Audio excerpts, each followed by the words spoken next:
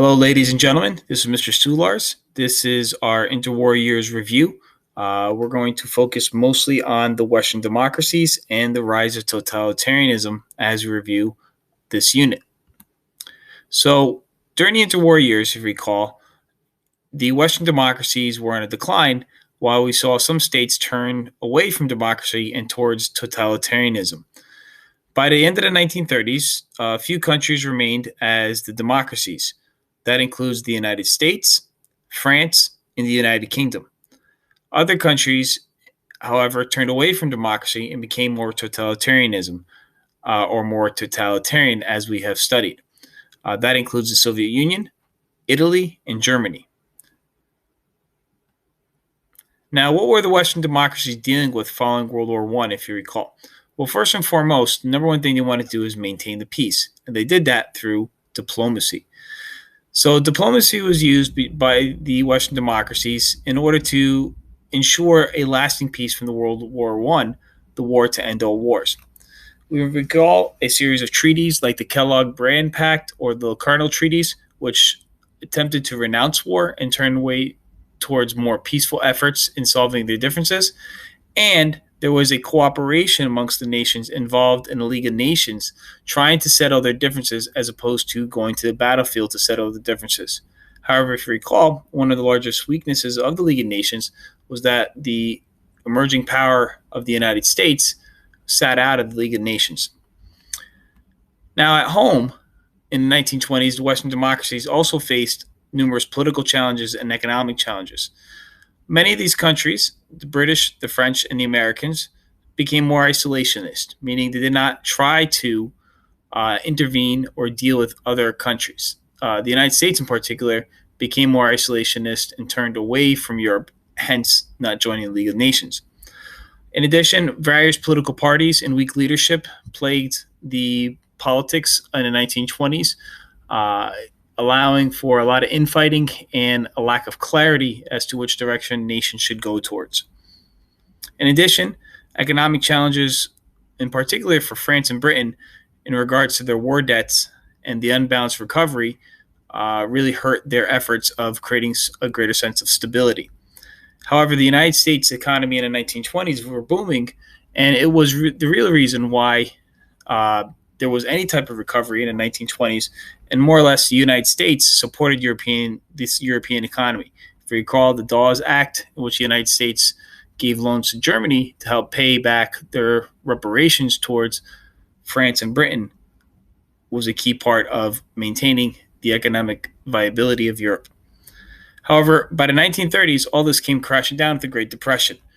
The massive economic collapse where businesses would close, banks would fail, global trade went on a decline, and unemployment and poverty grew. Now, many of these countries, the United States, France, and Britain, experimented with a variety of different social programs to help their citizens. The United States, especially the New Deal. But what the Great Depression did overall was more or less challenge some of the bedrock values of Western democracies. The idea of a free market economy run by capitalism, as well as the idea of democracy itself in terms of solving problems.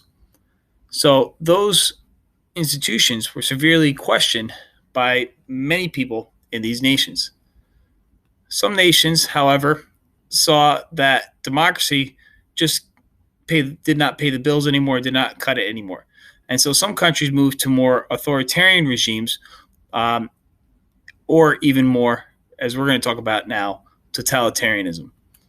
So what exactly is totalitarianism? Well, totalitarianism is a government that takes total centralized state control over every aspect of public and private life, appearing to provide a sense of security and to give a direction for the future.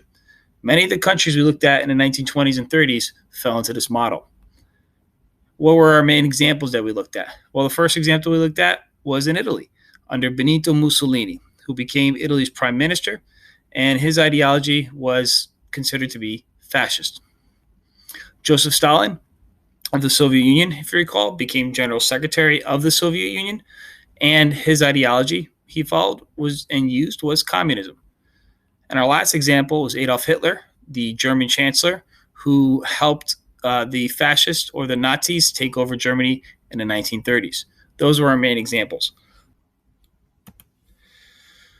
Well, they're all authoritarianism or one party rule. What do we mean by that? Well, they exercise absolute authority. Totalitarians just exercise as much authority and power as they can. They dominate every aspect of the government, and they destroyed any rival political opinions or views. They basically shut down any other view or opinion that's different than theirs. Their motto basically is you're either with us or you're against us. If you're against us, we'll destroy you. Now, all three countries, as we've mentioned, had leaders. And one of the things that tied them together is that they were all dynamic leaders. And you can see from these images over here how dynamic they are. Mussolini with his speaking, Stalin with his mustache, obviously, and Adolf Hitler with his speaking style. What do dynamic leaders do? Well, this one person helps to unite the people towards meeting shared goals or realizing common vision. They're able to articulate and to pontificate a vision for the nation. They encourage people devotion, unconditional loyalty, and to be uncritical in their support to the regime. They basically called out to the people to follow them. And these leaders, for all intents and purposes, intentionally more so than not, became the symbol of the government. They were the embodiment of the totalitarian ideology.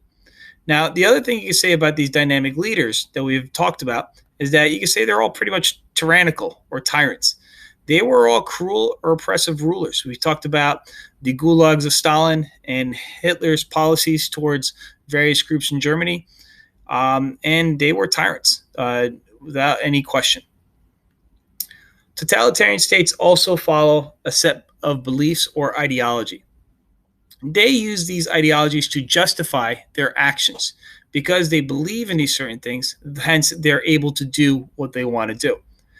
More or less, one of the key things of the ideology is that they're always glorifying the state. They're always saying that the government is right, the government is powerful, the government has the control, and that whatever the government is doing is the right thing to do because it fits into what the project is all about. And it also varies from each side, and it can be very political based. For instance, communism was definitely more of a political, socioeconomic kind of idea of trying to create a more equal society. Hence, Stalin's revolution that he continues on with his 5-year plans is the goal of attaining communism, of getting there. As for Hitler and the Nazis, well, they're very much more along the racial lines of Aryan superiority. As for Mussolini, you could say it's kind of racist light as compared to, say, Hitler and the Nazis. However, there is a great devotion and love of the Italian state and trying to revive the glory of the ancient Roman past. Now, totalitarian states also attempt to control all sectors of society. And in each of our examples in this unit, we saw how totalitarian states controlled businesses, they controlled the labor or the workers of that country. They basically told people where they could live in terms of their housing. They were very heavily invested in education and shaping the future of the nation. Family life was definitely affected. If you recall from Mussolini and Hitler's promotion of women in particular to take the role as the mother and as a caretaker and to have lots of children for the future of the nation. Now, states also control individuals down right to each and every person. And what they require of every person within the state is total obedience to the authority and that their sacrifice, their personal sacrifice, is for the good of the state. The government, the state, the nation is more powerful than any one individual. Hence, basic liberties and freedoms are denied the citizens. And even citizenship was a privilege, not a right. Only certain people could be citizens. Not everybody was considered citizen within these nations. In terms of basic liberties and freedoms, well, freedom of speech, freedom of public assembly, all these basic liberties and freedoms that are often taken for granted in the Western democracies were definitely limited by the authoritarian powers. Now, another unique feature of totalitarianism in the 1920s and 1930s is their dependence on modern technology. And they use technology to get the message out. If you recall the examples of Stalin, even Hitler and Mussolini, they used mass communication to get their message across. Whether it be radio, whether it be newsreels or film, newspapers, recordings, loudspeakers, all they did was try to spread their propaganda and get their message out. And using their message to dominate the media was very important in terms of controlling as well as influencing people's public opinion.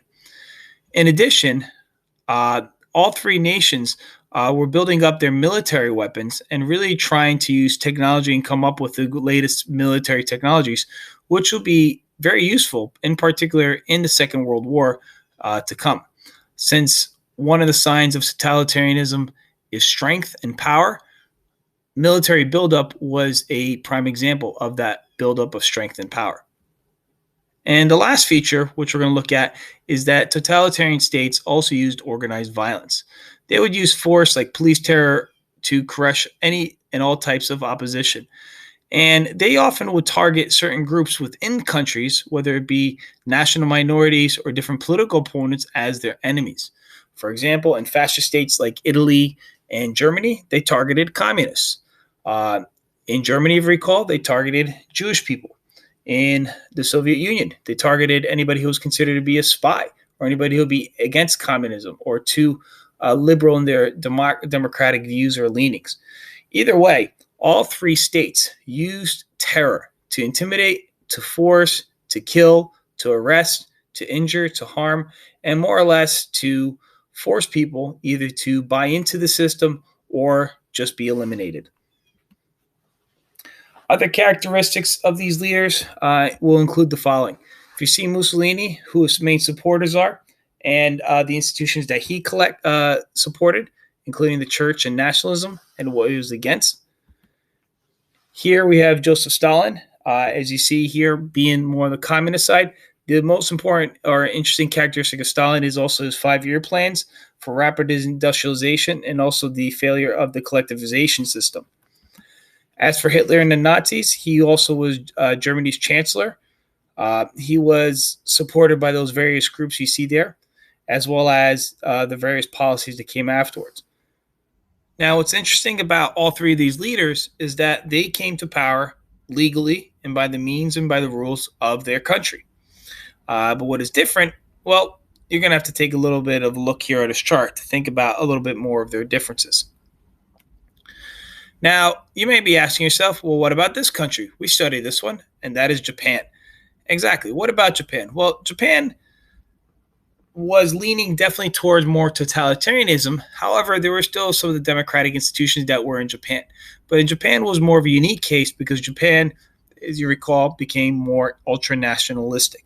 They took nationalism to the next level, to the more extreme level, total devotion to the country, total devotion to their emperor, total devotion to the cause of their government. And that government's cause was more militaristic. Hence, the Japanese military, which was more conservative, became a huge influence in the Japanese government, coming to control many of its key institutions.